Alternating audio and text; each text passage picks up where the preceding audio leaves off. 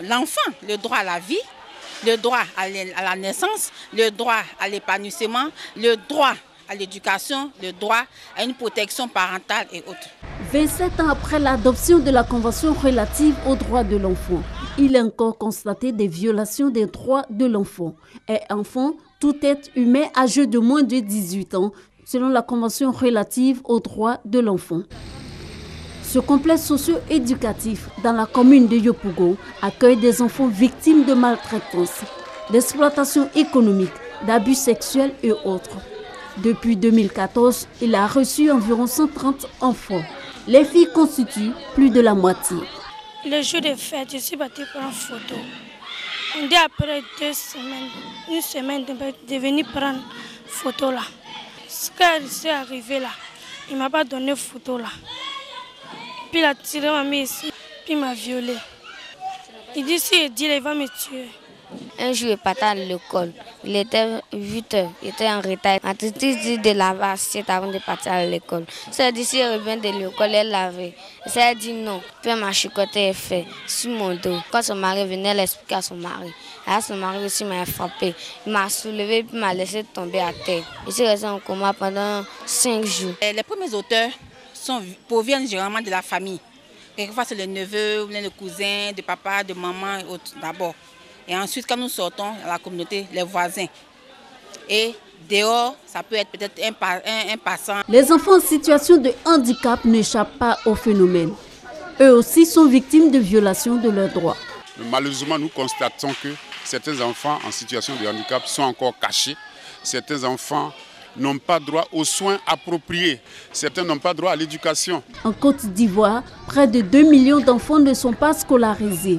Un enfant sur 3 n'a pas d'acte de naissance et est exposé au risque de malnutrition selon l'UNICEF. Ce sont là des violations des droits de l'enfant que les populations ignorent. En Afrique, frapper, battre un enfant fait partie de nos habitudes, des habitudes de nos parents. Alors que éventuellement c'est des actes à bannir. Donc nous allons dans la communauté, nous les sensibilisons. Coups et blessures, attouchements, viols, travaux forcés ou toute autre forme de violence envers les enfants ont des conséquences néfastes sur leur développement et sur la société. S'ils ne sont pas pris en charge convenablement de manière psychologique, dans leur développement psychosocial, il peut y avoir des perturbations et des fois plus graves sont des enfants qui vont devenir des délinquants. On parle de la délinquance juvénile. Dans l'intérêt des enfants, le souhait des parents est que les coupables subissent la rigueur de la loi. C'est bon qu'on les punit. Parce que là, ça peut donner encore des leçons aussi à des autres, ceux qui sont dans des cas qui violent les enfants. Pour améliorer la situation de l'enfant, en plus de la Convention relative aux droits de l'enfant, la Côte d'Ivoire est signataire de plusieurs autres conventions. Elle a aussi adopté plusieurs textes de loi. Parmi eux, la loi portant interdiction de la traite et des pires formes de travail des enfants. La loi sur l'école obligatoire et gratuite pour les enfants de 6 à 16 ans. Du chemin a été parcouru, mais des étapes restent à franchir. En ce qui concerne les enfants, le taux de scolarité a augmenté de façon très considérable. Nous sommes à plus de 70% d'enfants scolarisés. Les taux de mortalité des enfants de moins de 5 ans ont aussi diminué de façon notable. Cependant, il y a encore des grands défis.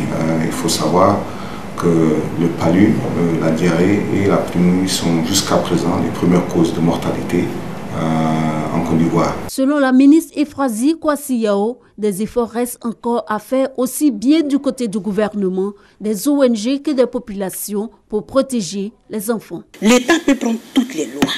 L'État peut avoir tous les bons programmes possibles. Si la communauté ne collabore pas avec nous, l'État ne pourra plus rien faire. Le combat pour le respect des droits de l'enfant concerne au premier chef les enfants eux-mêmes. C'est la position du Parlement des enfants. On ne prend pas en compte la vie des enfants lors des prises de décision qui les concernent.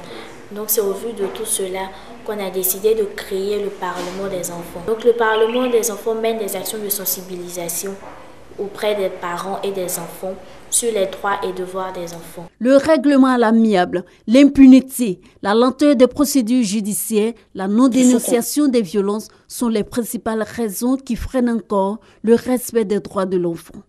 La Convention internationale des droits de l'enfant est célébrée le 20 novembre de chaque année.